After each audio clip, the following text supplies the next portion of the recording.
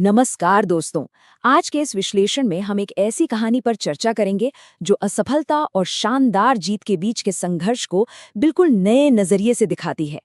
चलिए इस स्रोत सामग्री में सीधे गहराई से गोता लगाते हैं और देखते हैं कि कैसे एक छोटी सी घटना पूरे इतिहास को हमेशा के लिए बदल कर रख सकती है। आगे बढ़ने से पहले एक छोटे से सवाल पर गौर करते हैं। क्या एक नरम, पतली सी रस्सी किसी ठोस और कठोर चट्टान को काट सकती है?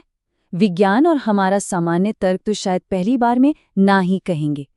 लेकिन जैसा कि हम आज देखने वाले हैं, ये भौतिक विरोधाभास दरअसल मानवीय क्षमता और दृढ़ संकल्प का एक बहुत बड़ा रहस्य खोलता है। हमारा पहला हिस्सा है संघर्षित छात्र। यह प्रसंग हमें प्राचीन भारत के गुरुकुल के माहौल में ले जाता है, जहां मौखिक रूप से ज्ञान बांटा जाता था। यहाँ हमारे मुख्य पात्र हैं वरदराज, एक ऐसा बच्चा जो पढ़ाई में हमेशा पीछे छूट जाता था। जहां बाकी बच्चे गुरुजी की बातें बड़ी आसानी से और तुरंत समझ लेते थे, वहीं वरदराज को छोटी छोटी बातें समझने में भी बहुत भारी संघर्ष करना पड़ता था। वो लगातार कक्षा में पिछड़ता जा रहा था। और हम सब जानते हैं कि जब कोई बार बार पीछे रह जाता है तो समाज उसे बड़ी आसानी से एक लेबल दे देता है। वरदराज के साथ भी बिल्कुल वैसा ही हुआ। उसे एक बहुत ही चुभने वाला नाम मिला, मंदबुद्धि, यानी धीमी बुद्धि वाला।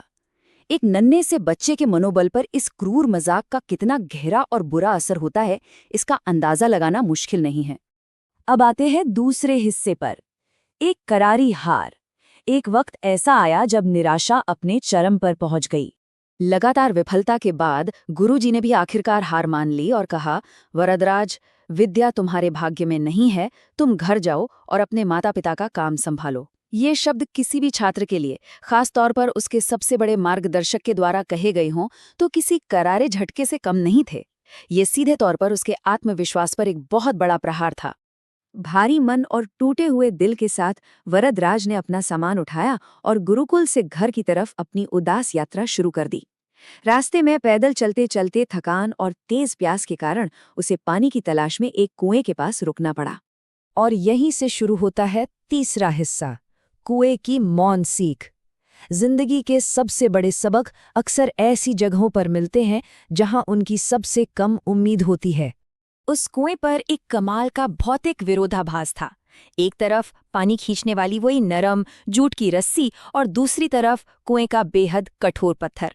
पर ध्यान देने वाली बात ये थी कि उस ठोस पत्थर पर रस्सी के बार बार रगड़ने से बहुत गहरे निशान पड़ चुके थे। एक नाजुक सी रस्सी ने लगातार घिसने से उस अजय पत्थर को ही काट दिया था। उस एक दृश्य ने वरदराज के भीतर के अंधेरे में जैसे एक रोशनी जला दी। उसके मन में ये विचार कौन था, अगर एक नरम रस्सी बार बार घिसने से पत्थर पर निशान बना सकती है, तो क्या मैं लगातार अभ्यास करके विद्या हासिल नहीं कर सकता? ये सिर्फ एक विचार नहीं था, ये पूरी तरह से एक नया आत्मविश्वास था। हमारा चौथा पड़ाव है परिवर्तन। कुएं पर हुई उस घटना के बाद कहानी की पूरी ऊर्जा एकदम से पलट जाती है। वरदराज अब वो हताश बच्चा नहीं रहा था। उसने तुरंत 3 बड़े कदम उठाए। पहला, बिना वक्त गंवाए तुरंत गुरुकुल वापस लौटना। दूसरा, अब कभी ना रुकने का दृढ़ संकल्प लेना। और तीसरा, सबसे अहम कदम, दिन रात अथक अभ्यास करना। अब उसकी मेहनत लगातार और अटूट थी।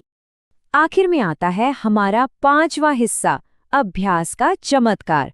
चलिए देखते हैं इस लगातार मेहनत का क्या अंजाम हुआ। जो नतीजा सामने आया, उसने इतिहास के पन्नों पर हमेशा के लिए अपनी जगह बना ली। वो मंदबुद्धि का लेबल पाने वाला छात्र सभी बाधाओं को तोड़कर अपने समय का एक बेहद सम्मानित और महान विद्वान बनकर उभरा। उसने दुनिया को साबित कर दिया कि कोई भी विफलता स्थायी नहीं होती। और उनकी इस शानदार सफलता का सबसे बड़ा प्रमाण है उनकी रची हुई महान पुस्तकें। वरदराज ने संस्कृत व्याकरण की 2 बेहद मशहूर किताबें लिखी, लघु सिद्धांत कौमुदी और मध्य सिद्धांत कौमुदी। ये कोई साधारण किताबें नहीं हैं, ये आज भी संस्कृत के छात्रों के लिए आधारशिला मानी जाती हैं। जिस बालक को अयोग्य माना गया था, उसी ने विद्या के सबसे महत्वपूर्ण ग्रंथ रच डाले। इस पूरी चर्चा से एक ही सबसे शक्तिशाली संदेश निकलता है, अभ्यास से बड़ा कोई चमत्कार नहीं होता। इंसान अपनी मेहनत से अपनी किस्मत भी बदल सकता है।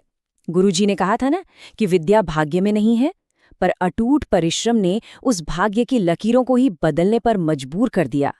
तो आखिर में अपने जहन में एक सवाल जरूर रखिएगा, यदि एक आम सी नरम रस्सी ठोस पत्थर पर अपनी गहरी छाप छोड़ सकती है, तो इंसान की निरंतर मेहनत क्या कुछ हासिल नहीं कर सकती।